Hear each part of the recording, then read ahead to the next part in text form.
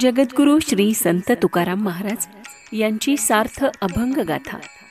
वाचन आणि निरूपण सौ विद्या जितेंद्र जोशी। अभंग 18वा। गरुडाचे वारिके कासे पितांबर, सावळे मनोहर कै देखेन। बरविया बरवंटा घनमेघ सावळा, वैजयंती माळा गळा शोभे। मुकुट माथा कोटी सूर्याचा झल्लाळ, कौस्तुभ निर्मळ शोभे कंठी।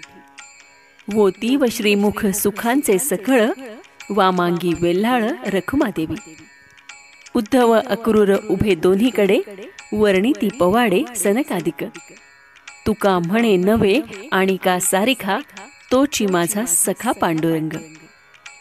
या अभंगात तुकाराम महाराज त्यांच्याकडे त्यांच्या भेटीसाठी लगबगीने रुक्मिणी मातेसोबत येत असलेल्या विठुरायाचं वर्णन करत आहेत।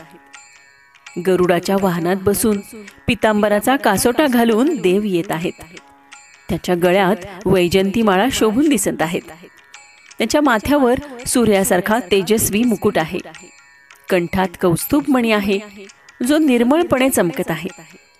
त्यांचे मुख म्हणजे सुखाचे ओतीव आहे। असे मनोहर घनश्याम सावळे रूप आहे त्याचे। त्याच्या डाव्या बाजूला परमप्रिय रखुमाई आहे। देवाच्या दोन्ही बाजूला उद्धव आणि अक्रूर हे सनकादिक हात जोडून उभे आहेत। आणि हे सनकादिक विठ्ठलाच्या कीर्तीचं गुणगान गात पवाडे गात आहेत। असे हरिरूप केव्हा पाहीन असे झाले आहे। त्यांना समोरून येणारे ते आवडीचे रूप सखा पांडुरंगाशिवाय दुसरे कोणीच नाही, तो सखा पांडुरंगच आहे अशी त्यांची खात्री आहे। आपणही विठुरायाच्या भक्तीत तल्लीन झालो तर नक्कीच हे मनोहरी सावळ रूप आपल्यालाही दिसेल।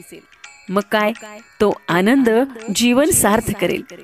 यासाठीच तर म्हणूया रामकृष्ण हरी, पांडुरंग हरी। असेच विविध अभंग ऐकण्यासाठी चॅनलला लाईक, शेअर आणि सबस्क्राईब करायला विसरू नका। रामकृष्ण हरी, पांडुरंग हरी।